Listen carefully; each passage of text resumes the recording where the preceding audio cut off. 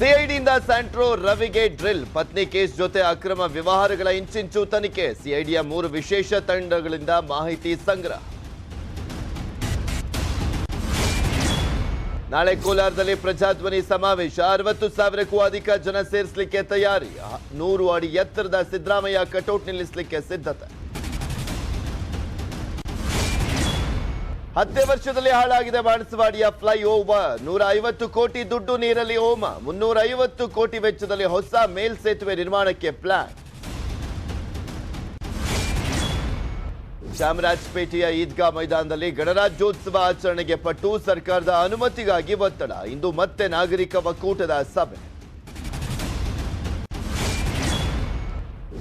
ದಿನಸಿ bag check ಮಾಡುವ ವಿಚಾರಕ್ಕೆ ಗಲಾಟೆ. ಸೆಕ್ಯೂರಿಟಿ ಗಾರ್ಡ್ ಮೇಲೆ ಡೆಲಿವರಿ ಬಾಯ್ ಹಲ್ಲೆ. ಬೆಂಗಳೂರಿನ ಸಂಪಿಗೆ ಹಳ್ಳಿಯಲ್ಲಿ ಘಟನೆ.